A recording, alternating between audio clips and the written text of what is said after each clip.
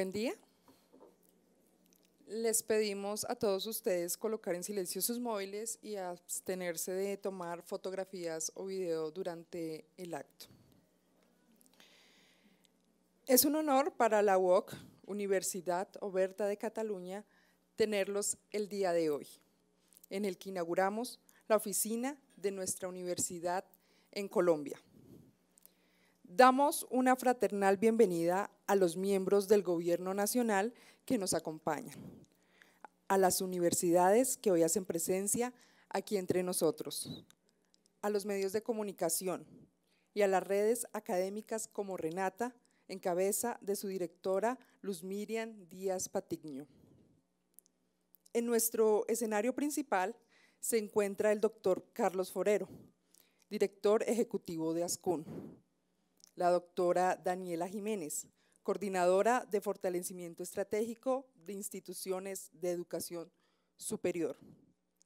Nuestro ponente del día de hoy, el doctor Manuel Castells, catedrático de Sociología de la UOC, y el doctor Josep Planell, rector de la UOC.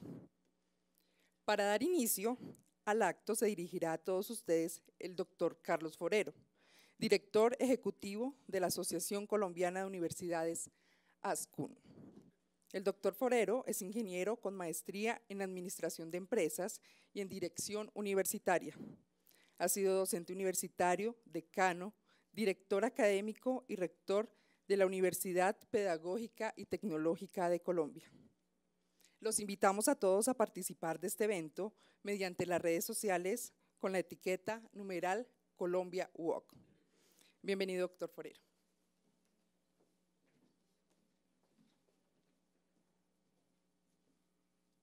Muy buenos días para todos los asistentes, los rectores, rectoras, demás directivos de las universidades colombianas, autoridades. Señor rector, muchas gracias por su amable invitación de compartir y nada menos que con ese distinguido intelectual, el doctor Castells, a quien todos lo seguimos. Es un placer estar en esa compañía y señalar que para nosotros es muy importante la colaboración que de hace muchos años la UOC viene prestando a diversas universidades colombianas. Esperamos que este hecho del día de hoy fortalezca esos distintos trabajos que se hacen y contribuya al fortalecimiento no solamente de lo que tiene que ver con la educación virtual, sino que para nosotros también es de especial significado el liderazgo que la UOC tiene en España a través de la Conferencia de Rectores Españolas en un tema que cada día para nosotros va a ser de la mayor importancia. Estoy haciendo referencia a la Agenda 2030 y los Objetivos de Desarrollo Sostenible. Estamos también en coordinación para que nuestras universidades puedan surtir el trámite de una encuesta y que Colombia, que tiene tantos desafíos en ese campo, pueda tener la Universidad Colombiana la posibilidad de mostrarse a su sociedad y al Estado todos los aspectos de ese gran potencial que a lo mejor no está siendo suficientemente aprovechado por el país y que hoy, en medio de alianzas, que es parte de las características de los ODS, podamos tener una mayor presencia frente a todas las problemáticas que nos agobian. Así que muy bienvenidos y muchas gracias, rector, por su invitación y por darnos esta oportunidad de compartir con la Universidad Colombiana y ustedes. Muchas gracias. A continuación departirá la doctora Daniela Jiménez, politóloga especializada en Relaciones Internacionales y máster en Desarrollo Rural por la Universidad de Extremadura en España. Actualmente es la coordinadora de fortalecimiento estratégico de las instituciones de educación superior del Ministerio de Educación Nacional y le damos la bienvenida a este espacio. Buenos días a todos.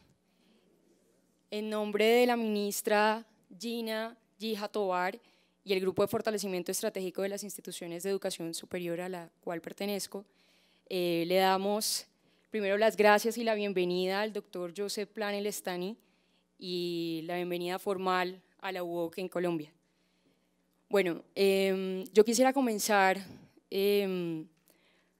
por decir lo siguiente, digamos, nosotros muchas veces, o como tal, tenemos a la educación pensada como un derecho fundamental, ampliamente reconocido para combatir las desigualdades, pero realmente llegar a todos los rincones del país no es fácil, y justamente por eso es tan importante promover la educación en línea, para permitirle a aquellos jóvenes que no habitan en las grandes urbes afrontar los desafíos como tal del entorno global, realmente conocer el desarrollo nacional de nuestro país y en definitiva enfrentarse a todos los ámbitos de la interacción social.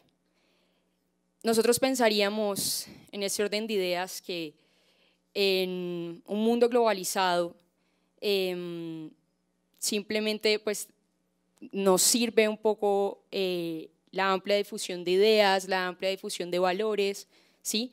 Cuando vivimos en un mundo tan interconectado, tenemos que pensar el papel decisivo que juega la educación. ¿Y en qué juega un papel decisivo? En aportar competencias como aprender a ser, aprender a hacer, aprender a aprender y aprender a vivir juntos. Siendo esta última competencia, yo creo, la más requerida por estas fechas para nosotros en el marco del posconflicto. Entonces, como tal, nosotros tenemos esta vida o este momento histórico de nuestro país, pero si nos ponemos a mirar, a diferencia de las anteriores generaciones, nuestra generación ha tenido muchos progresos. Digamos, el hecho de nosotros estar tan interconectados nos está ayudando fundamentalmente a fortalecer tanto los vínculos internacionales como a fortalecer también a nuestros egresados en las competencias que adquieren. Y hoy por hoy la UOC ha permitido graduar aproximadamente a 3.000 estudiantes en estudios de posgrado, de pregrado, y en estos momentos tienen alianzas con 15 instituciones bajo el modelo de enseñanza y aprendizaje en línea que nosotros valoramos y apoyamos.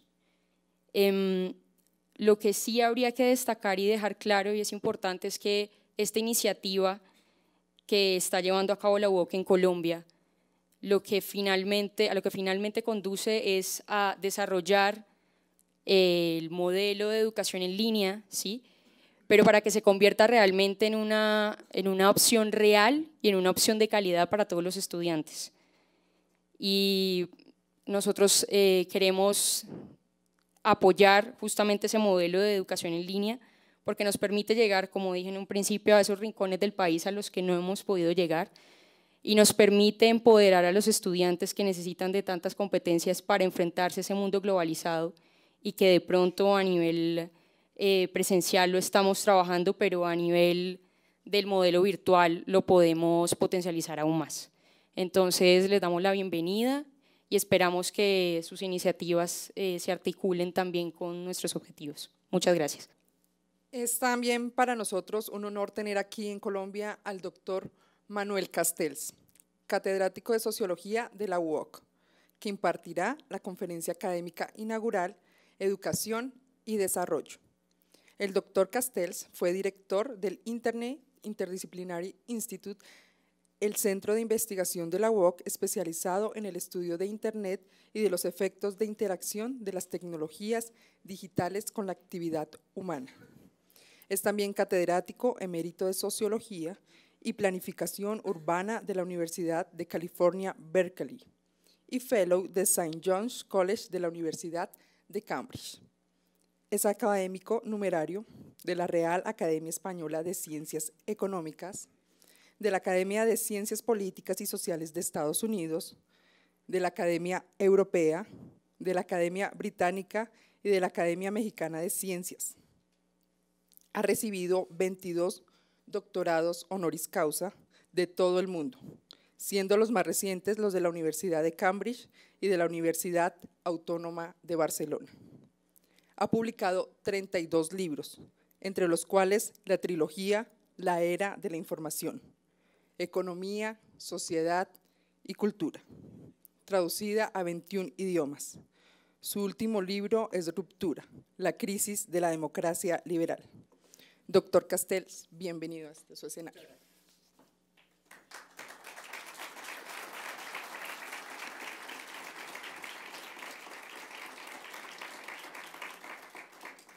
Buenos días, estoy encantado de estar en Bogotá y de estar con ustedes. Pero antes que nada, quisiera que mi colega, el doctor Planell, rector de la UOC, explique un poco el objetivo de todo este acto para enmarcar mi conferencia adecuadamente. Muchas gracias.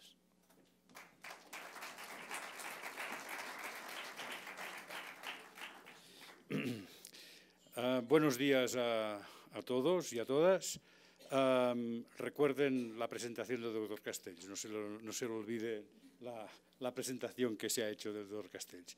Doctora Jiménez, doctor Forero, doctor Castells, señoras y señores, según una encuesta reciente, Colombia es el segundo país más feliz del mundo, tan solo superado por las islas Fiji, que quedan bien remotas, ¿no?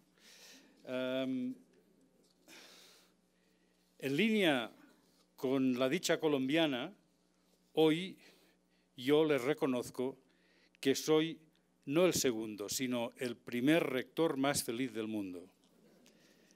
Lo soy a nivel institucional, pues la inauguración de una oficina de la UOC en Colombia es la culminación de un trabajo empezado hace ya 15 años de intercambio, de colaboración y de aprendizaje mutuo. La asistencia de amigos y personalidades reconocidas como la coordinadora de fortalecimiento estratégico de educación superior o el director ejecutivo de Ascún y de rectores, decanos y profesorado de diferentes universidades colombianas nos confirman ambas cosas. Primero, que nuestra trayectoria nos avala y segundo, que en los próximos años debemos trabajar para hacerla fructificar todavía más, tanto a través de los proyectos ya en marcha como de los que luego vendrán, facilitados en parte por la creación de esta nueva oficina. Como ustedes saben, aunque las personas pasan, las instituciones permanecen. Hay ciertas líneas de trabajo que agradecen la coherencia y en la apuesta por Colombia existe unanimidad. Esta nueva oficina responde a un compromiso firme, coherente, con una estrategia meditada y a la satisfacción institucional se une la personal. Satisfacción personal de mi equipo y de todos los que formamos la UOC, desde los predocs hasta, si se me permite, el profesor Manuel Castells, que lo demuestra estando aquí hoy, y que es un referente internacional por sus trabajos sobre la sociedad de la información y persona clave en la creación del IN3, el Centro de Investigación de la UOC, especializado en la interacción del mundo digital con la actividad humana, y a quien quiero agradecer muy encarecidamente que nos acompañe en un día de tanta importancia y felicidad. Me refería al empezar a 15 años de vínculos tanto en investigación como educación y formación, a través de colaboraciones con instituciones académicas colombianas y con la propia administración pública, pues estamos firmemente comprometidos en la incorporación de la enseñanza superior online de calidad en el sistema universitario colombiano.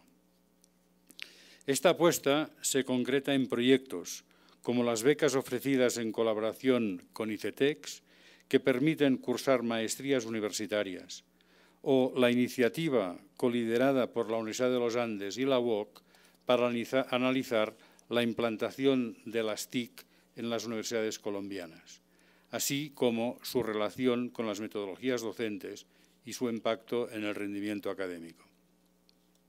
Son solo algunos ejemplos, pues podría también referirme a las maestrías conjuntas con las universidades de Antioquia, Bucaramanga y Pontificia Bolivariana, o el programa de movilidad virtual que ha permitido que estudiantes de las universidades Uniminuto y Cooperativa de Colombia pudiesen cursar asignaturas en una universidad virtual como la UOC, o la colaboración con el Centro Nacional de Memoria Histórica en un proyecto internacional de recuperación del pasado. Todas estas complicidades y colaboraciones justifican por sí solas la apertura de una oficina en Bogotá, pues deseamos honrar nuestros compromisos con el más alto nivel de exigencia y satisfacción por todas las partes. De la misma manera, y también queremos mejorar la atención de nuestro alumnado y de nuestros egresados, que alcanzarán en breve la cifra de 3.000. Y sin embargo, nuestra ambición es mayor, siempre ha sido mayor. La UOC nació hace poco más de 20 años con el objetivo de facilitar un acceso más universal a los estudios superiores en una apuesta decidida por la formación a lo largo de la vida. Permítanme recordarles que hoy, 12 de marzo, se cumplen 29 años en que Tim Berners-Lee en el CERN inició Internet. Por tanto, es un día, además, memorable en este sentido, en que se inicia Internet en el mundo, ¿no? Hubiéramos podido copiar los modelos preexistentes de universidades a distancia, pero preferimos aprovechar la oportunidad de las entonces nacientes tecnologías de la información y la comunicación para inventar una universidad sin distancias. Nos servimos de la tecnología para crear un nuevo modelo educativo basado en el aprendizaje del estudiante, donde el acompañamiento docente sitúa al alumno en el centro del proceso de formación. Ha sido precisamente la calidad de nuestro modelo educativo lo que nos ha garantizado ser referentes dentro del sistema universitario español y mínimos relevantes del espacio europeo de educación superior. La tecnología es el medio, imprescindible, pero no es la esencia. Lo fundamental ha sido nuestra capacidad para adaptarnos a las necesidades de la sociedad, nuestra actitud proactiva ante los desafíos de la modernidad.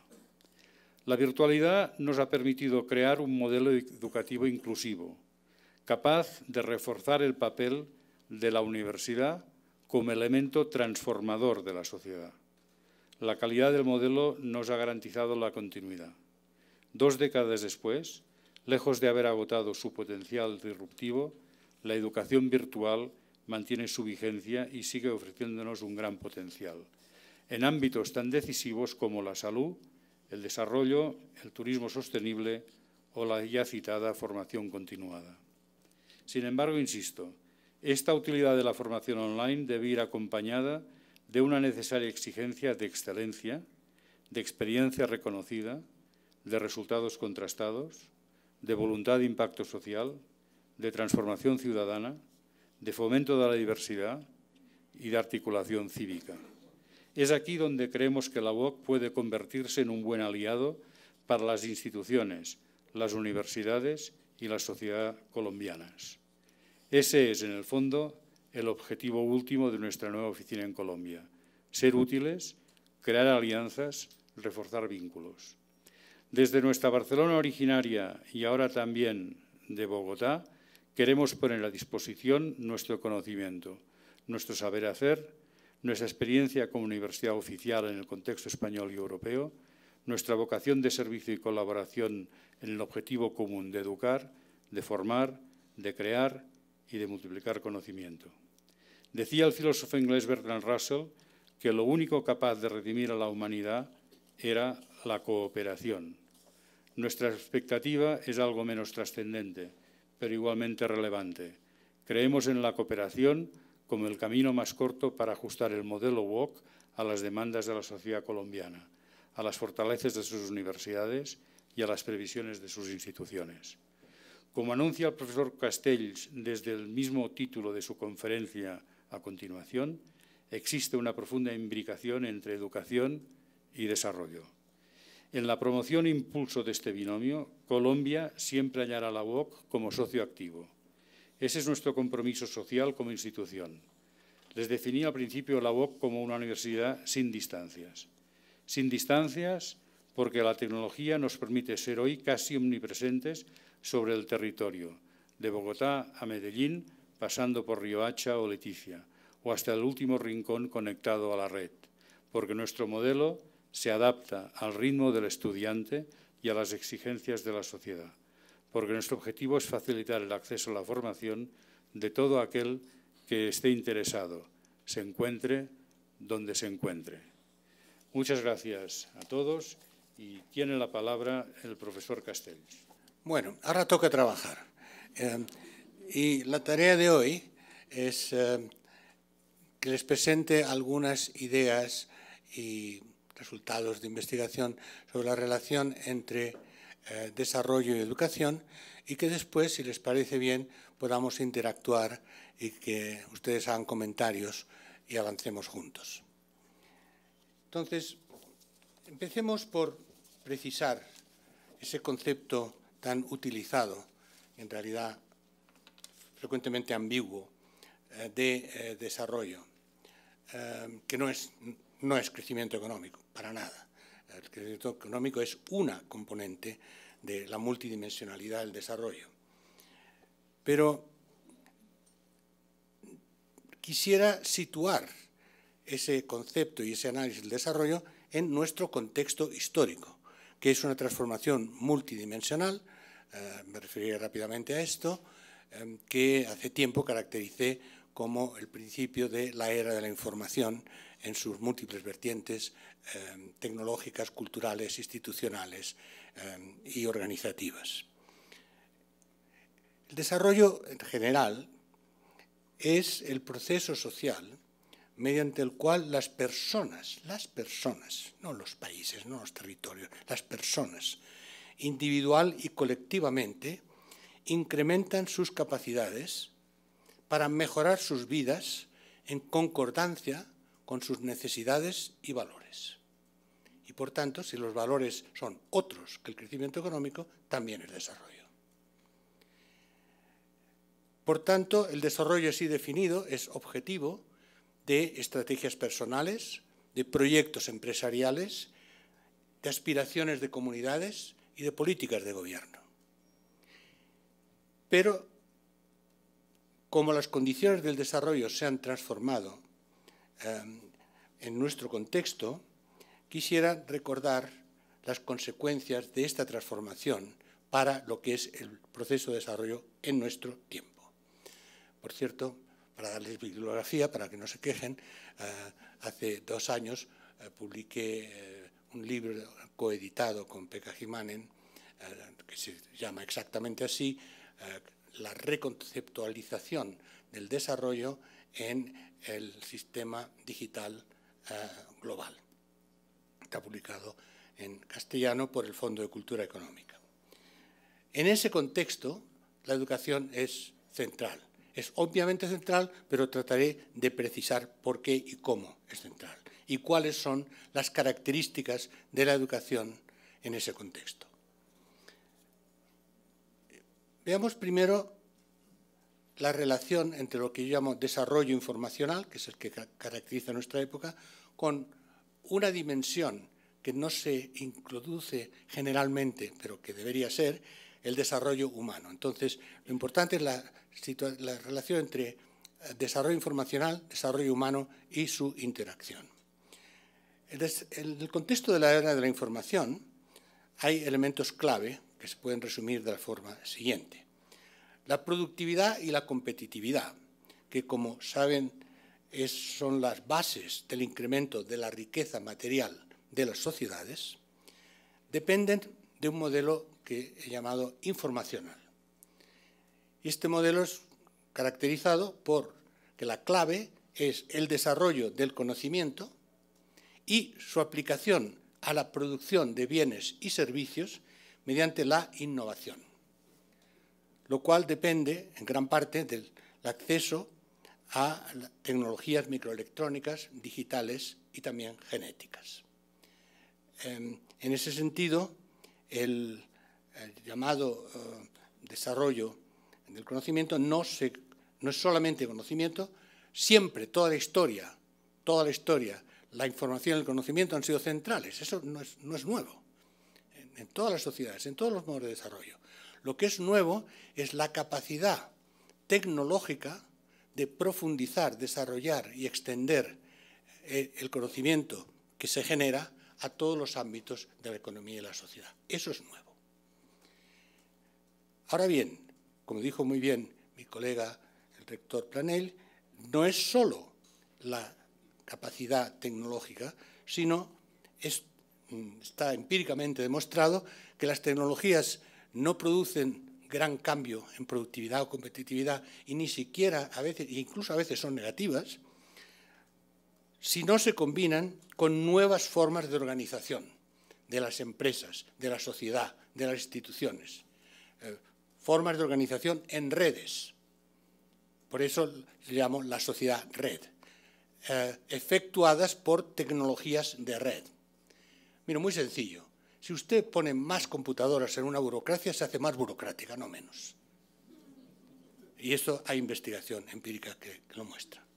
Pero además, no basta solo una transformación organizativa, sino también un nuevo tipo de fuerza de trabajo, de trabajadores capaces de operar en ese entorno.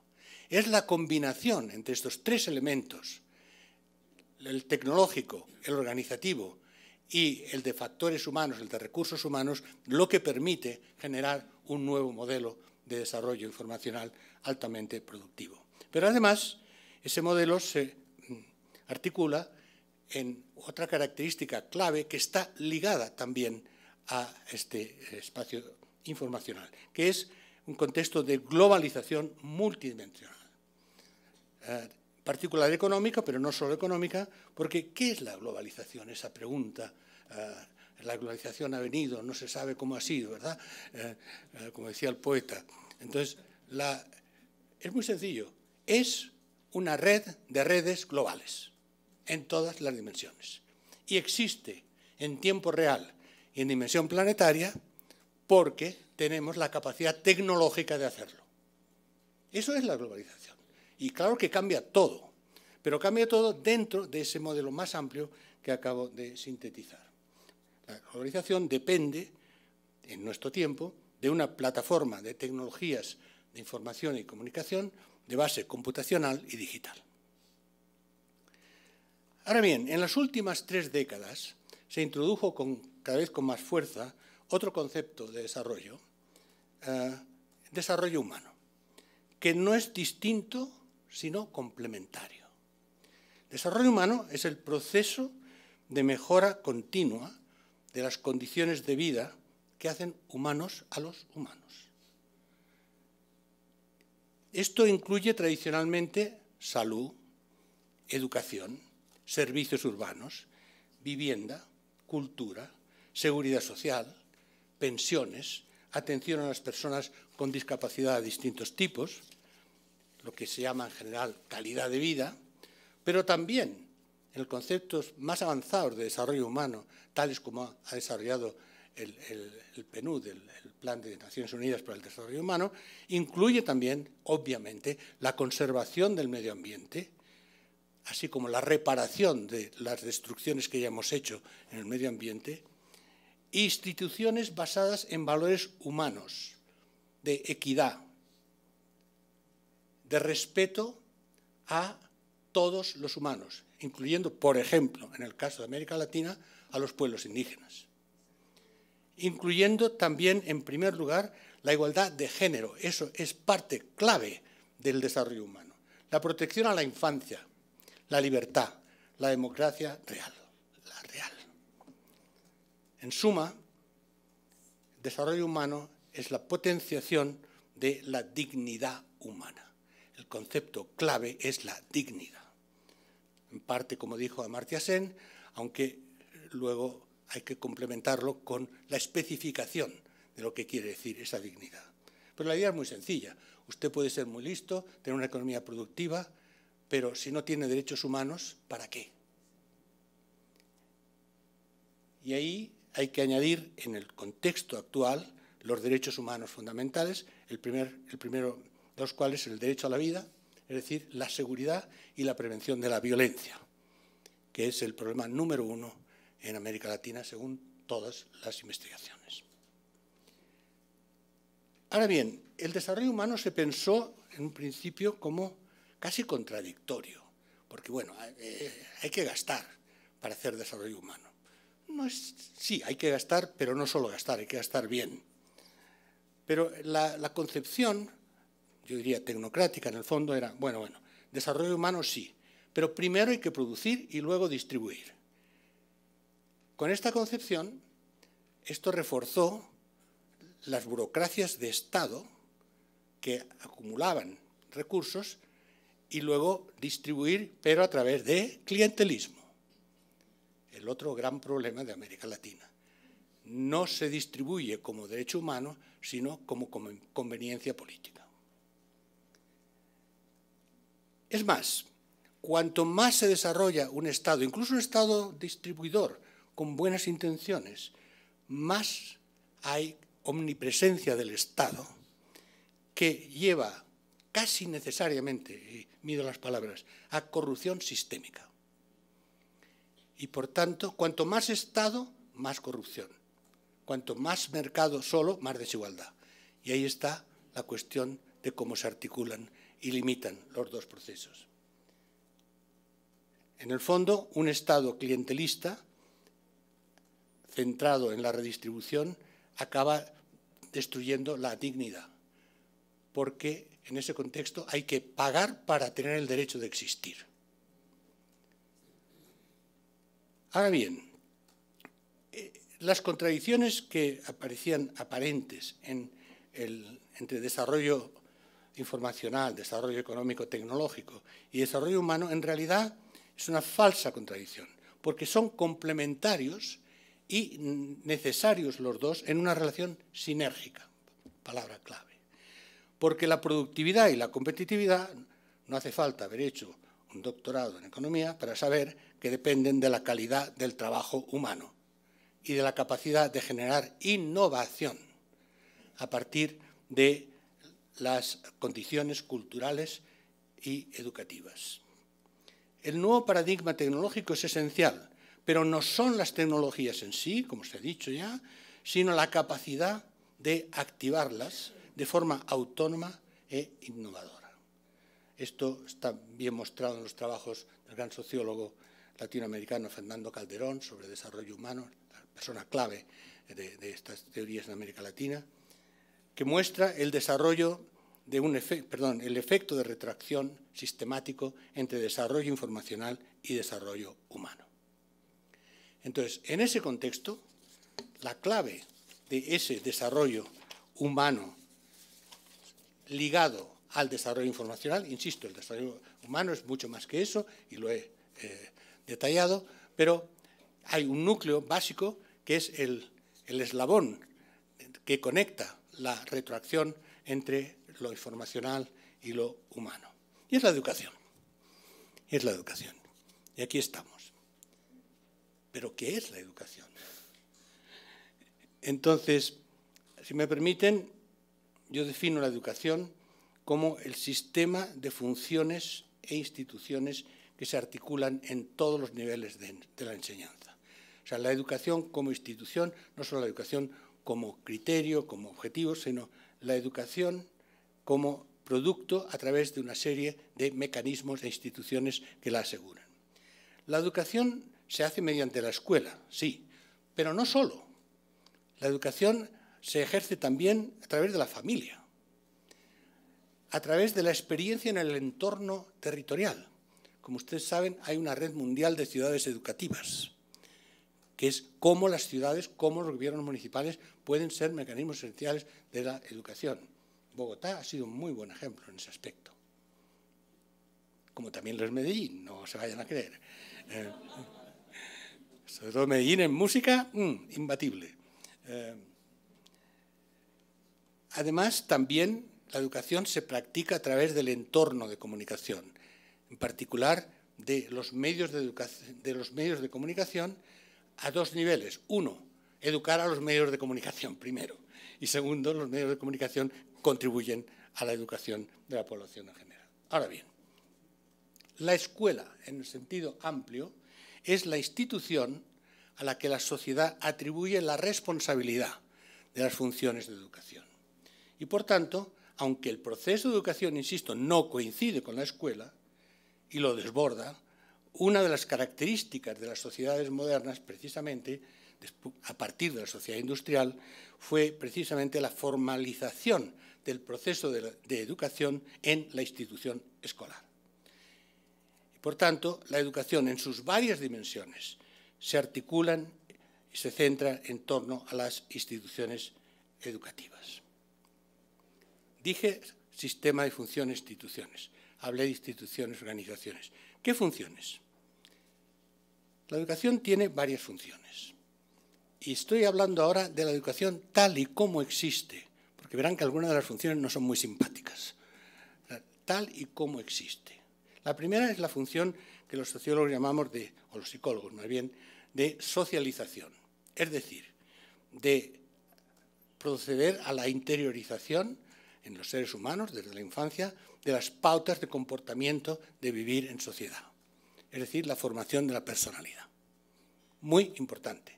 Esto no es por añadidura, no es que aprender a leer o a matemáticas ya vale. No, no, no. Es que esto forma parte de un contexto más amplio en que las pautas de convivir son esenciales. Y, por cierto, esto se está rompiendo en muchos países. Segundo, hay un elemento de una función de transmisión de valores, buenos o malos, eso es la historia. Una función de legitimación ideológica de los criterios dominantes en la práctica social. Transmisión de valores. Cuando esos valores no nos gustan, bueno, es una función a discutir. Pero lo que es indiscutible es que se hace a través de la educación. Y si nos gustan los valores, lo que hay que cambiar son los valores en la base de la institución. No que no produzca valores porque los produce de todas maneras. En tercer lugar, es obviamente lo que todo el mundo piensa, la formación de la fuerza de trabajo, el aprendizaje de las técnicas y procedimientos de trabajo de los que dependen todos los demás aspectos económicos. En cuarto lugar, y esto hay que afirmarlo muy fuertemente, tal y como es y como se ha desarrollado siempre la educación, es un sistema de selección social. Es un mito la educación igualitaria en la práctica de todas las sociedades. La educación contribuye a crear un sistema de estratificación social que articula en distintas proporciones según las sociedades, eso sí, el origen familiar y de clase. Eso es la reproducción social articula esto, reproducción social, con los criterios de movilidad social en base a méritos de capacidad individual. Es decir, reproducción y meritocracia. Las dos cosas a la vez. La meritocracia afecta a bastantes menos individuos, obviamente. Los mecanismos de selección social varían según los países. Y cada país que dice, no, yo no, pues también, pero de otra manera. En Estados Unidos, el mecanismo fundamental es la descentralización escolar.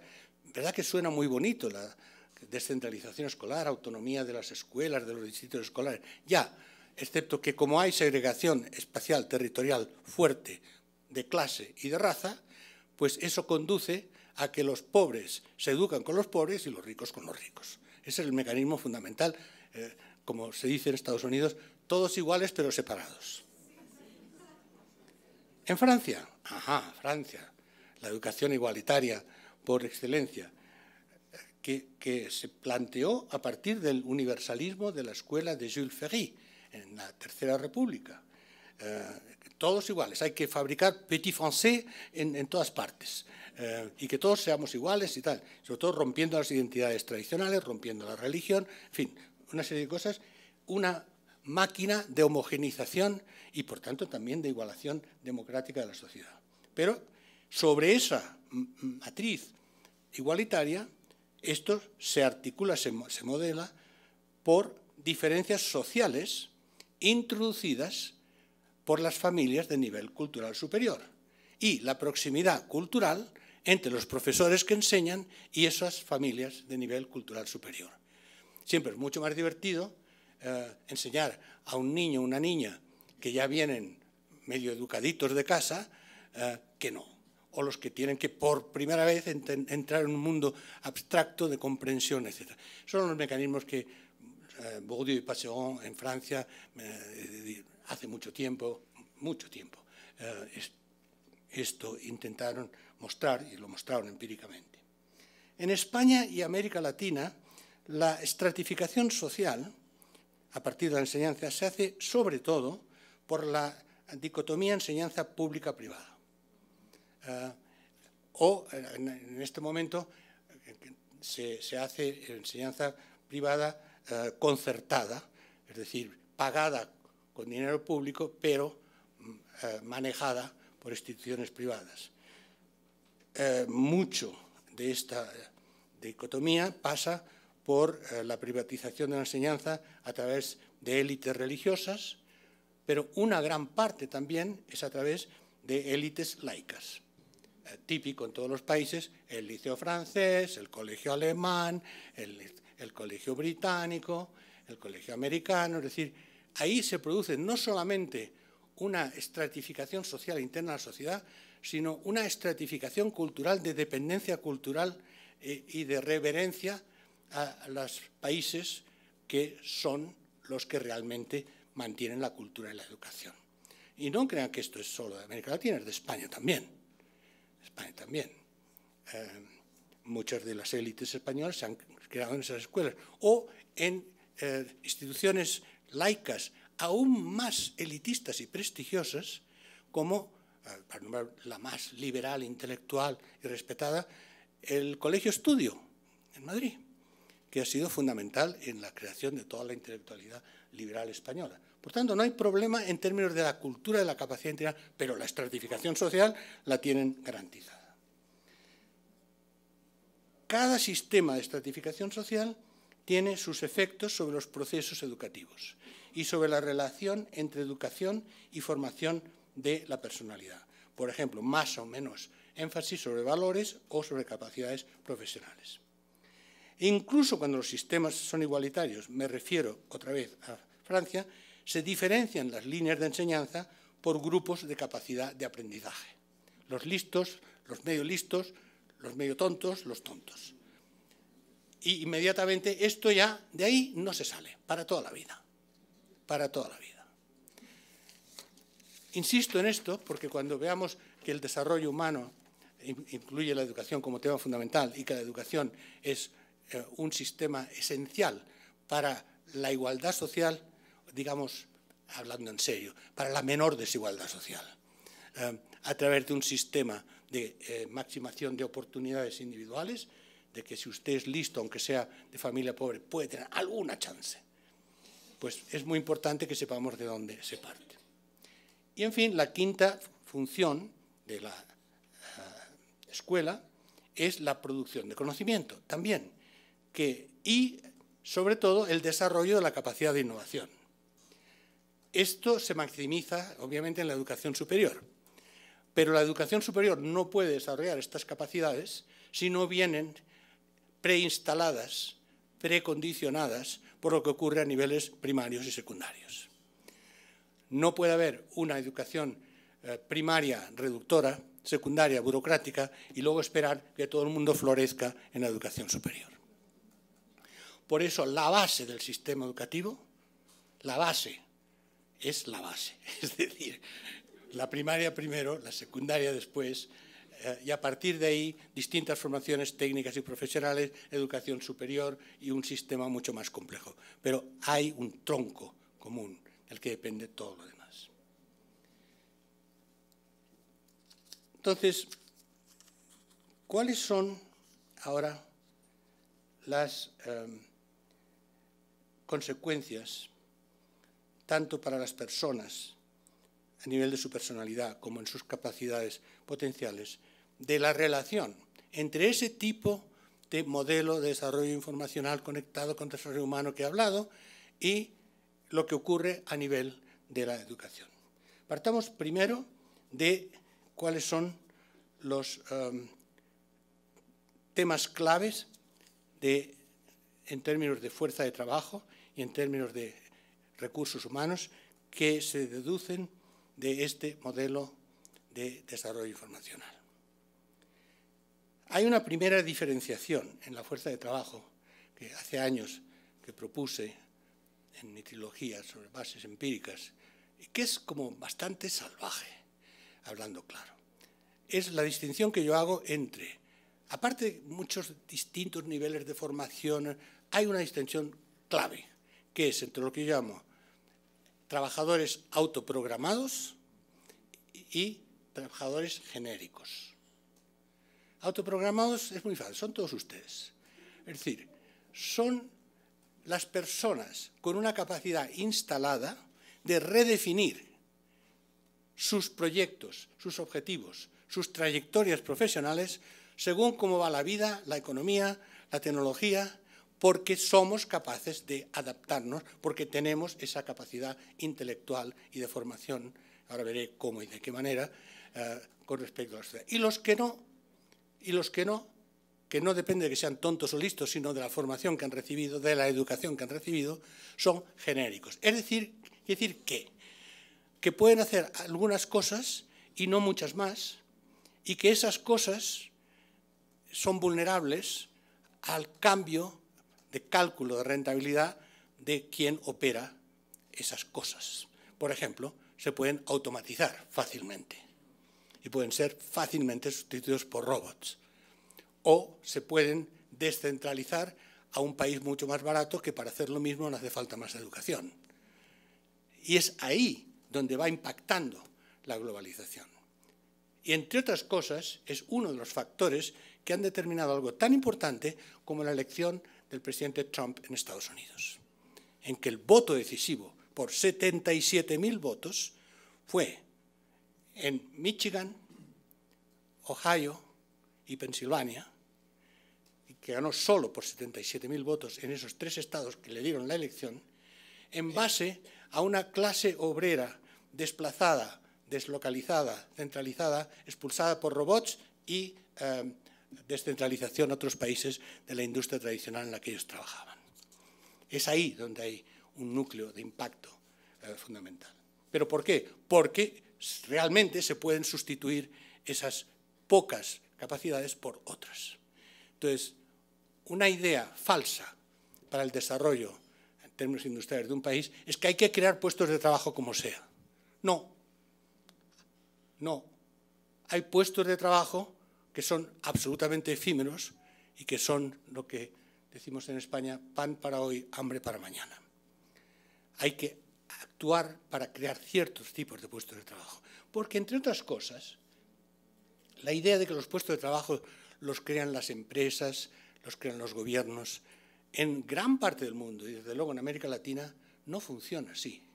El 45% de la fuerza de trabajo urbana de América Latina es informal. ¿Y qué quiere decir informal? Quiere decir que la gente encuentra lo que encuentre en función de las distintas cosas y con unas capacidades de innovación impresionantes, que si hubiera una base educativa más fuerte, realmente podría ser lo más imaginativo, lo más creador del mundo, como lo es en la música, por ejemplo, o en la poesía. Una anécdota, en uno de mis estudios etnográficos, porque, claro, yo todo esto son las ideas, pero las saco de alguna parte, las saco de mirar por el mundo. Un ejemplo de esto, uno de mis estudios que hice en el barrio del Tepito, de la Ciudad de México, que si no lo han visitado, les aseguro que en su propia les recomiendo que lo visiten, eso sí, con la mano en la cartera todo el tiempo, porque son los más hábiles del mundo, después de los de Barcelona en las Ramblas. Pero bueno, entonces uno de los oficios que encontré era vendedores de pájaros tropicales. ¡Wow! Los pájaros tropicales más maravillosos del mundo. Un problema, el día que llovía se les estropeaba la mercancía, porque claro, eran pájaros pintados a mano. Entonces, usted se imagina la calidad, primero el modelo innovativo de vender a los turistas lo que realmente los turistas buscan, que es lo exótico. Pero segundo, la capacidad artística y cultural de pintar a mano pájaro por pájaro. Eso vale muchísimo, pero no, para ellos eran cuestiones de supervivencia. Esto es lo que estoy intentando señalarles, que los trabajos dependen de qué trabajo. Entonces, teniendo en cuenta las características del desarrollo informacional y su necesaria articulación con el desarrollo humano, ¿cuáles son las consecuencias específicas de ese contexto para las funciones de educación que acabo de señalar en general. ¿Vale? O sea, las funciones que he dicho son las mismas, pero en ese contexto se especifican. Para la formación, lo ha dicho nuestra colega representante del gobierno colombiano, lo esencial en ese contexto es aprender a aprender a lo largo de todo el ciclo de vida. Porque constantemente cambian tecnologías, cambian contexto, cambia demanda en términos económicos, cambia absolutamente todo el sistema de producción rapidísimamente. Y, por tanto, lo importante del aprendizaje es un aprendizaje de las capacidades para adquirir nuevos conocimientos, para utilizarlos en función de proyectos personales y profesionales. Eso es lo que se llama formación continuada, una formación que nunca acaba, nunca acaba. Y es ahí donde realmente la educación virtual, tanto en los años jóvenes como en la edad adulta, es fundamental, aunque depende de la importancia relativa de otras funciones, por ejemplo, socialización. Socialización, es decir, formación de personalidad. En un mundo cambiante es esencial, pero cambiante a gran velocidad, construir personalidades de nuevo tipo, que sean a la vez consistentes y flexibles. Las dos cosas, consistentes porque si no se deshacen en los cambios, flexibles porque van a tener que cambiar, absolutamente. Primero, en términos de cambio tecnológico, cambio social. Pero ¿saben qué? También en términos de cambio personal y familiar. En el contexto de lo que yo llamo la crisis del patriarcado. Es decir, cuando las familias ya no son lo que eran, cuando los hombres no pueden imponer lo que sea, cuando las mujeres se revuelven en masa en el mundo entero, y ya les está llegando a ustedes también aquí, entonces, si no va así, la idea de que se puede mantener la idea de la familia tradicional se acabó. Lo cual no quiere decir que sea peor, al contrario, puede ser mucho mejor y mucho más rica, pero lo que seguro es que hay que ir cambiando.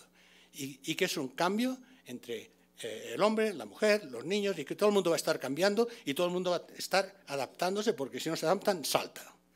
Y si salta, también hay que cambiar y también hay que adaptarse. Por tanto, personalidades capaces de cambiar sin disolverse. Eso requiere un cierto tipo nuevo de socialización en la escuela, que yo lo resumo como diciendo, valores muy fuertes, pero pocos. Porque como se multipliquen los valores y los discursos y las normas tradicionales, ahí no va. Pero los valores, no sé, valores básicos como no está muy bien matar a la gente, roba solo en la medida que lo necesites, no le pegues a tu hombre, porque son ahora las mujeres que van a empezar a funcionar. En fin, pocos valores, digamos, de dignidad humana. Pero esos duros en la escuela. Y si es necesario, con disciplina. Yo diría, para aquellos que son del mundo de la enseñanza, yo me imagino en mis fantasías una especie de combinación de Macarenko y Summerhill con algún toque de Paulo Freire, por ahí. En tercer lugar, hay que contrarrestar en el sistema de selección social la intensificación de la desigualdad social. Hoy día, en todas las sociedades del mundo, hay un dato empírico básico, un incremento nunca visto de la desigualdad social, medida por renta y medida por patrimonio. Datos demagógicos tipo en Estados Unidos, el 0,1%, 0,1, no 1%, de la población controla el 45% de la riqueza. Y el 25% abajo, su proporción de patrimonio es negativa, deben más que tienen. Y así podríamos ir en todo sitio, en España también, bueno, no digamos en Colombia. Entonces, ahí es fundamental activar el desarrollo educativo, porque es lo que permite moverse hacia una cierta igualación de oportunidades. Porque si no, la caridad es absolutamente necesaria, pero no va a las causas. Y las causas es que toda persona tenga la formación suficiente para adaptarse a las nuevas oportunidades que surgen en el mercado, en las administraciones, etcétera, para ir subiendo en su capacidad de autonomía económica. A veces se ha pensado en que Internet podría ayudar a mejorar, sí y no. Por un lado, la llamada brecha digital o divisoria digital es un concepto anticuado, porque en términos de acceso a Internet, las generaciones jóvenes lo tienen, no hay problema. El problema es qué hacer una vez que se está en Internet. Y ahí hay estudios que muestran que en una clase en que hay población mezclada de niños y se introduce Internet, los culturalmente aventajados y más listos despegan y aumentan todavía más sus capacidades. Los culturalmente retrasados por su familia, no por ellos, retrasan, regresan en relación con los otros. Y además los maestros automáticamente se van con los listos y dejan los demás. Entonces, de nuevo, la tecnología no resuelve los problemas, sino incluso los puede agravar si no hay un cambio organizativo y un cambio de modelo institucional. La función de producción de conocimiento, que es decisiva, es la fuente de poder y riqueza para las sociedades y para las personas, está ligada a la innovación. A la innovación, no simplemente al conocimiento, sino a la capacidad de utilizar ese conocimiento para innovar en procesos y productos. ¿Qué pasa aquí? Pues la capacidad de innovación requiere libertad de experimentación, porque si no, no se aprende a innovar. ¿Por qué? Si todo está ya arreglado. Entonces, ahí los sistemas educativos jerárquicos son un fracaso. Matan la innovación, por definición. Como innoves te suspendo. No. Un ejemplo espectacular. Yo enseñé algún tiempo en la Universidad Hitotsubashi de Tokio, que es una de las 5 imperiales, la especializada en temas empresariales, desde final del siglo XIX. La fundó la dinastía Meiji para crear capitanes de industria, a diferencia de Tokio, que siempre crea las burocracias. Bueno, entonces hice una serie de estudios y observaciones sobre Japón. Japón, país súper desarrollado, tercera economía del mundo en este momento, y grandes multinacionales, pero Japón innova muy poco, muy poco. Lo que pasa es que han encontrado excelencia en rápidamente detectar innovaciones claves para la industria, adaptarlas y producirlas mejor y a bajo costo. Eso es el modelo de Japón. Pero eso llega hasta donde llega, porque siempre tiene que estar corriendo delante de la frontera de innovación. Y entonces, ¿por qué? Porque el sistema de educación japonés, en general, es absolutamente jerárquico. Los japoneses desde niños se pasan la vida pasando exámenes y subiendo peldaño a peldaño hasta donde puedan. Y si no estás en escuelas más o menos de los barrios bien de Tokio, nunca llegas. Nunca llegas. Hay un montón de estudios sobre esto. Entonces, cuando llegan a un nivel, intentan innovar, no va, se tienen que ir a otro sitio. Y como Japón basa su modelo autoritario burocrático en ese sistema de educación, está teniendo grandes problemas en la competitividad a esos niveles. China, fíjense, es diferente. Es igual o peor de burocrático. Pero, tanto las familias sobre todo, pero incluso el gobierno chino han entendido una cosa, bueno, nuestro sistema de educación universitaria, como mínimo, no va. Tienen algunas, Tsinghua, Tongji, pero generalmente no va. Bueno, vamos a hacer una emigración masiva de jóvenes chinos a todas las universidades del mundo, las mejores si es posible, y si no, pues las de segundo nivel, gracias a lo cual el empobrecido sistema universitario de Estados Unidos, de Inglaterra, etcétera, esto tenía que estar parado.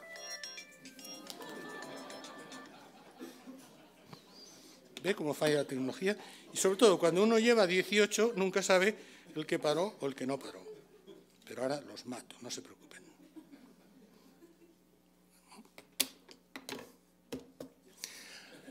Bueno. Entonces, como vuelvas, te tiro por la ventana, que ya lo he hecho alguna vez. Entonces, la cuestión es cómo se llega a que en algún momento romper esos límites y desviar una buena parte de la fuerza de trabajo a lugares donde la innovación no solo es posible, sino que es una necesidad, pero para lo cual hay condiciones, que si tú experimentas, hay sistemas de recompensa, no sistemas de castigo al riesgo. Que, siento decirlo, una parte del sistema de educación español y latinoamericano, algunas de las cosas malas que heredaron de nosotros, tiene problemas bastante serios. ¿Por qué? Con perdón. Porque los ministerios de educación frecuentemente son burocracias uniformadoras. Seguro, y ojalá, que Colombia está cambiando y todo eso. Pero en principio, el Ministerio de Educación, para ser nacional, pues tiene que decir en cada escuela, en cada universidad, qué cursos enseñan, cuántas lecciones, qué libros de texto y cómo se hace. No va, así no va, porque es que te pueden despedir si no lo haces así. Entonces, cuidado con eso. Consecuencias para ese modelo, para la tecnología en la educación, que es lo que a muchos de ustedes les interesa. Bueno, en principio, el papel esencial es de las tecnologías de información y comunicación, absolutamente, y en particular de Internet como medio de comunicación, información y, lo más importante, recombinación de información, que es lo que cuenta. Miren, la información está toda en Internet, de verdad. Un especialmente brillante, tengo que decirlo, estudiante mío, publicó en el año 2010 en la revista Science, no cualquier cosa, la primera evaluación de cuánta información hay en el mundo, en qué formato está y en qué plataformas. Y entonces lo que sabemos de esto es que en ese momento, en el año cuando él lo hizo, en 2010, 2009 en realidad, cuando hizo la investigación, había el 94% de toda la información del planeta está digitalizada. En este momento ha subido al 97%. Claro, la inmensa mayoría de esta información en bits, medida en bits, es música, claro, y imagen. No todos son papiros antiguos. Pero, aún así, la información está digitalizada. Y de esa, el 80% es accesible a través de Internet o otras redes informáticas. Lo cual, ¿qué quiere decir? Que hay que desarrollar la capacidad de buscar y de saber dónde están las cosas y, mucho más todavía, la capacidad de recombinar. Miren, uno de los mitos más dañinos es que hay demasiada información en el mundo y que no somos capaces. No. Si yo voy a la biblioteca, para poner un ejemplo digno, de la Universidad de Barcelona, y hay 3 millones de volúmenes, y voy a la biblioteca de Berkeley y hay 15 millones de volúmenes, la gente dirá, bueno, entonces Berkeley tiene más información, no sé qué, pero hay demasiada. No, no hay demasiada, porque yo tengo más posibilidades de encontrar lo que busco si hay 15 millones que si hay 3 millones. Obviamente no me voy a leer o buscar 3 millones ni 3.000, ¿cierto? Por tanto, ese no es el problema. El problema es saber que la información está, dónde está, cómo encontrarla, cómo procesarla y, sobre todo, qué hacer con esa información. Y eso es capacidad cultural y educativa. No hay una sobreinformación. Hay una incapacidad cultural y educativa de seguir el ritmo de desarrollo tecnológico de procesamiento de información con el desarrollo de nuestros cerebros. así de claro. ¿Y eso saben cómo se llama? Educación. Entonces, ahí está la clave. Entonces, déjenme que les cuente otra historieta, que es muy importante, sobre una investigación específica de la UOC sobre la relación entre tecnología y educación en la escuela secundaria. Yo en el año 2007 dirigí una mega investigación sobre los efectos de Internet en el conjunto de la sociedad catalana. ¿Por qué catalana? Porque es la mía. Porque hay gente que puede hacer investigaciones sobre Francia, o Estados Unidos, o Colombia, o sobre el Valle del Cauca, y no todo tienen que ser muestras representativas de Estados Unidos, ¿cierto? Entonces, hicimos la investigación más importante que se ha hecho nunca en Europa sobre los impactos de Internet en todos los ámbitos: empresa, educación, sociedad, hospitales, medios de comunicación, todo. 55.000 entrevistas, de las cuales 15.000 presenciales. Bueno, entonces creo que sabemos bastante lo que era. ¿Por qué les cito esta investigación en lugar de otras, aparte de que es la nuestra, pero aparte de otras que existen de otros países? Porque en ese momento, en 2007, Cataluña estaba en un nivel de difusión de Internet más o menos del 50% de la población, lo cual se acercaría más a la situación de América Latina, dependiendo de países, etc., ¿no? Entonces, hicimos entre otras cosas, la mayor parte de entrevistas en realidad, proporcionalmente, fueron en las escuelas. Hicimos 10.000 entrevistas presenciales a alumnos, enseñantes y padres sobre la utilización de Internet y los efectos de Internet en la escuela. Lo importante que encontramos es lo siguiente. Es una investigación, por cierto, dirigida por uno de nuestros especialistas en educación en la UOC, el profesor Carles Sigalés, que ha continuado trabajando sobre la transformación tecnológica de las escuelas desde entonces. La mayoría de los alumnos no reciben formación sobre el uso de Internet y un tercio no tienen clases de informática, no tenían en ese momento clases de informática. Ahora bien, lo que ocurre es que utilizan muy poco Internet para su currículum escolar. Utilizan en casa, pero no utilizan en la escuela. Solo el 3,7% lo utilizan desde el aula. ¿Por qué no se utilizaba en esos momentos Internet en las escuelas catalanas? Fundamentalmente no se utilizaba. Menos del 2% de frecuencia al mes. De hecho, las ratios de estudiantes por ordenador y de conexión a Internet en Cataluña en ese momento eran mejores que la media de la Unión Europea. No es el problema. El 100% de los centros públicos y el 80% de los privados tenían conexión de banda ancha. Y, sin embargo, la frecuencia de utilización de Internet en las clases era muy superior en Irlanda, Reino Unido o Holanda. ¿Por qué? Primero, la localización de los ordenadores, de las computadoras, como ustedes dicen mucho más correctamente, en lugar de los afrancesados que somos nosotros, la localización de las computadoras se sitúa en aulas informáticas especializadas cerradas con llave. No sé si les suena familiar. Segundo, la responsabilidad total del proceso está en manos de los enseñantes. Ellos deciden cuándo sí, para qué no, con técnicas pedagógicas que insisten, por instrucción del Ministerio de Educación, en aprendizaje individual y uniforme, sin colaboración en red. Internet lo que sirve es para colaborar. No es simplemente una Wikipedia, es una parte importante, pero es sobre todo los grupos de colaboración, la interacción, la búsqueda conjunta. Pero eso no va con lo que realmente se utiliza en las escuelas. Internet, en ese contexto, se utiliza como enciclopedia de consulta y no como instrumento de interacción y de trabajo en grupo.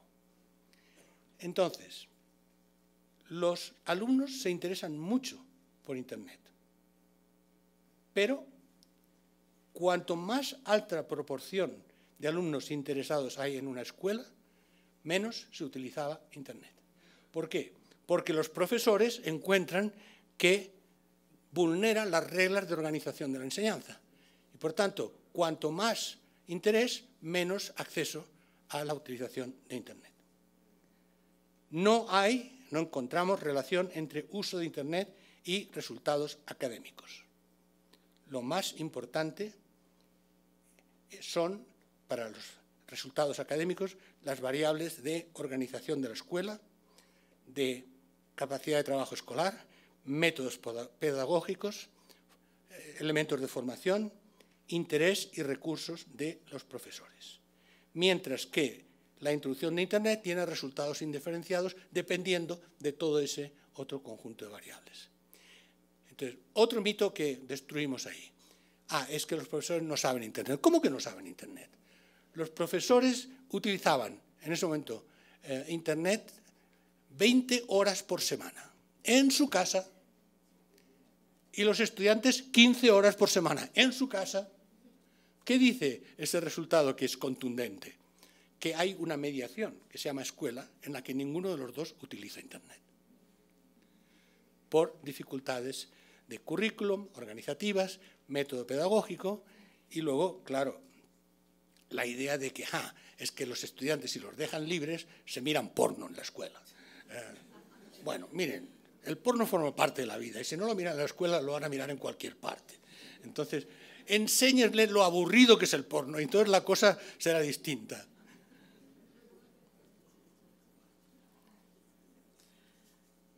Entonces, resumen, los efectos de Internet dependen fundamentalmente de las variables de relación pedagógica y de organización escolar.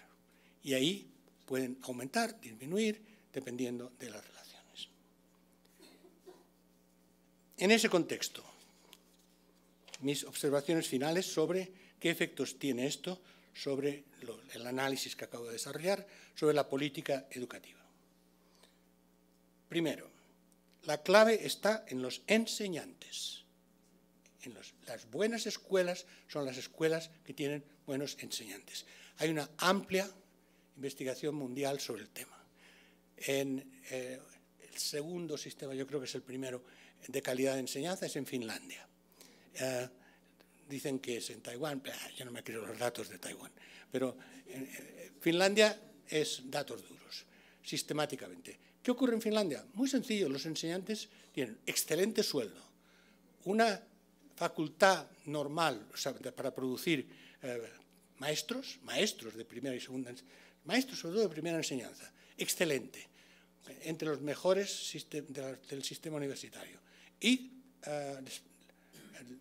tienen una carrera profesional, no solamente asegurada, pero muy respetada en la sociedad, muy respetada en la sociedad. Cambio rápido de contexto.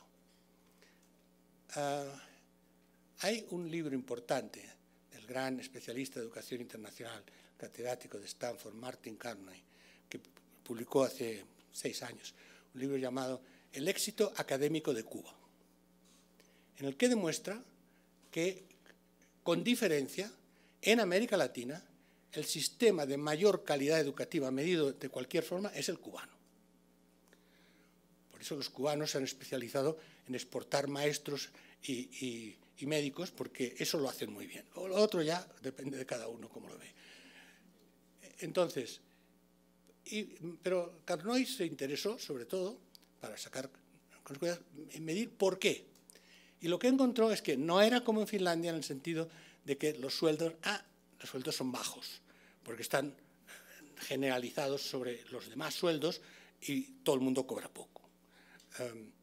Pero el prestigio social es fundamental. El prestigio social es enorme. El maestro es el rey del universo en cada barrio y en cada pueblo de Cuba.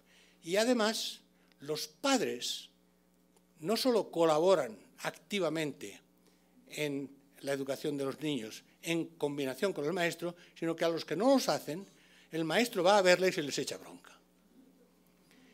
Entonces, la capacidad de iniciativa, de emprendimiento del maestro, que se convierte en el fondo en una especie de líder social del barrio, aparece como fundamental. Ahora bien, eso probablemente, lo cual requiere favorecer las condiciones de carrera, de salario, el reciclaje de los maestros y probablemente también, eso sí, ligándolo a un control de productividad y a una flexibilización de sus condiciones para que puedan trabajar donde mejor puedan rendir en función de sus características. Y uno de los elementos aquí que es esencial es que la formación virtual puede generar una mejora sustancial de la capacidad profesional y educativa de los enseñantes. Por ejemplo, el presidente Cardoso en Brasil, durante su mandato, escolarizó 99% de las escuelas de primaria en Brasil. Todo el mundo en la escuela, incluidas las zonas rurales más amazónicas como ustedes, etcétera, etcétera. ¿Qué problema tuvieron? Que lo hicieron muy rápido y pagando, etcétera, pero que el problema que encontraron es que los maestros de educación primaria que incorporaron no tenían la educación primaria ellos mismos, por razones obvias. Porque la capacidad, esto es uno de los grandes problemas del sistema de educación, la capacidad de producir el personal educativo va mucho más despacio que la capacidad de incorporación de la generalidad de la población al sistema de educación. Y de ahí solo hay una salida, y esto no es un comercial, hay solo una salida, que es la educación virtual a distancia, no para los alumnos, para los maestros. Ese es el tema clave. Y que sean capaces de recibir esa educación en términos generales y luego en consulta específica de cada curso que tienen que enseñar, estén en la zona que estén, y que al mismo tiempo ellos sigan estudiando. Segunda lección de política educativa. La formación continuada, integrada en el sistema universitario, aparece clave. Si decimos que hay que estar constantemente evolucionando en capacidades, eso quiere decir que hay que seguir enseñando a lo largo del ciclo de vida. ¿Y eso cómo se hace? Cuando la gente está en su vida personal, familiar, en su vida profesional, solo hay una manera, es que solo hay una manera, que es la educación virtual de calidad. La educación virtual de calidad. Esa educación de formación continuada a lo largo de la vida tiene un gran problema y una gran ventaja. El problema es que la gente lo tiene que hacer cuando puede.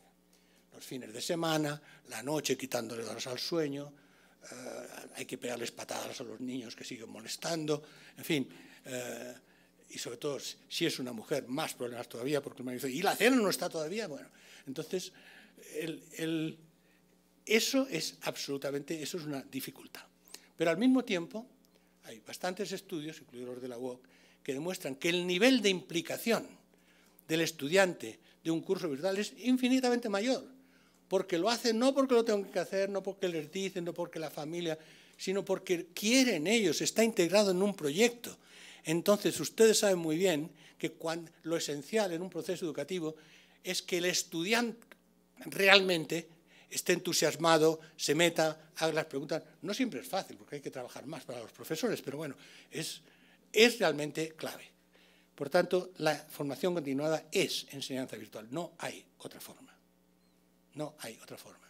Y por eso el debate, famoso debate, pero ¿qué es mejor? Es que no, pero el contacto humano, los grupos con los estudiantes, los profesores, estamos hablando de oponer la formación continuada de la gente a lo largo de la vida en cualquier país a Harvard. Claro, o sea, mejor que todos fuéramos a Harvard. Bueno, a Harvard no tanto, pero bueno, digamos a MIT para no desviarme en la zona geográfica. Estaría bien, pero es estúpido comparar modelos de calidad educativa en esos términos. Yo diría aún más. Si me apuran, yo les diría que para jóvenes de 18 o 20 años, estudiar solo virtualmente no me parece una buena idea.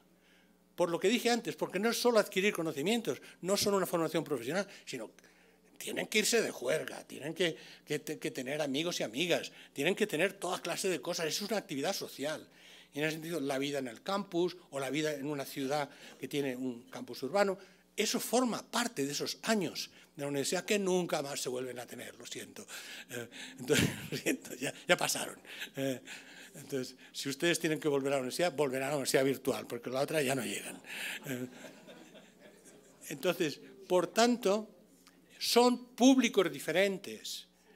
El rector me corregirá, pero mi último dato sobre la UOC es que 50% de los estudiantes de la UOC ya tienen un diploma universitario y que el 80% trabajan.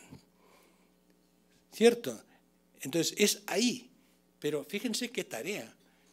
La tarea de educar a los niñitos está bien, pero la tarea de educar constantemente y reeducar al conjunto de la sociedad es inmensa. Es ahí sí entrar en la sociedad del conocimiento y no solo de la información, que no es lo mismo. Reducir la estratificación social significa aumentar la igualdad de oportunidades y evitando que la estratificación entre público y privado sea un mecanismo de desigualdad social. Lo cual no quiere decir eliminar la educación privada, para nada.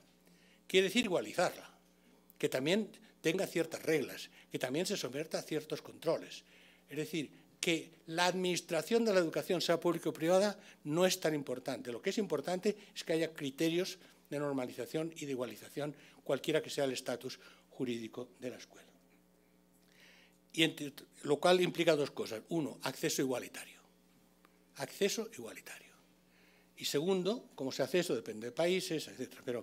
Y segundo, la medida de la productividad de las escuelas y, por tanto, adecuando la financiación a la productividad en base al éxito no de la enseñanza en sí, sino de lo que la prueba del 9, es decir, de qué trabajos se encuentran estos estudiantes al salir de la escuela, qué nivel de éxito tienen las pruebas de acceso a la universidad y, por tanto, adecuar financiación y medida de la productividad. Y luego se hace necesaria una reflexión sobre la pedagogía de la innovación en nuestro nuevo contexto, que no ha progresado mucho.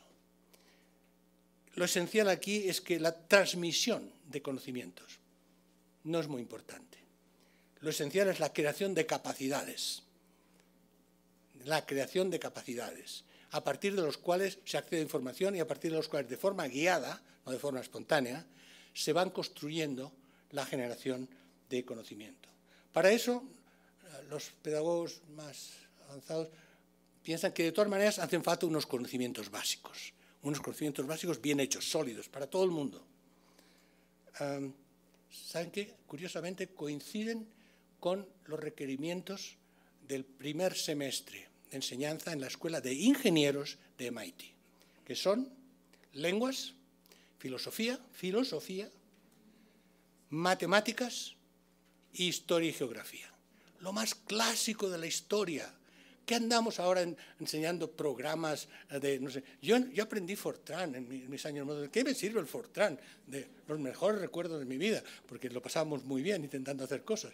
Pero hay muchas cosas tecnológicas que no sirven para nada. Lo que sirve es la capacidad instalada en el cerebro. ¿Bien? Entonces, y la otra cosa, experiencias del mundo en directo para ir experimentando con valores. Y luego clases orientadas a la evaluación de las dos fuentes de información y comunicación que recibimos en la sociedad, los medios de comunicación masivos y las redes sociales. Miren, en este momento hay toda una campaña en las universidades americanas, de la que yo participo, de crear pedagogía, métodos y enseñar cómo controlar las noticias falsas, los insultos, cómo detectar robots, ¡bang!, uno por aquí, otro por allí. Estamos en ese mundo de desinformación y no es tan fácil aprender simplemente con criterio general educativo, sobre todo cuando son jóvenes y sobre todo cuando está todo el mundo en las redes sociales. Eso es también un cambio en la reflexión pedagógica para adaptarlo al mundo en que vivimos. Podría hablarles más de la universidad, que no he hablado, pero es deliberado. La universidad, lo fundamental es la capacidad de las instituciones de articular distintas funciones en el sistema universitario, no que cada universidad tenga que hacer todo igual. Pero esto, tengo que decirles, uno, depende de lo que haya ocurrido al nivel primario y secundario en el que me centré. Y segundo, continuará en Medellín. Gracias.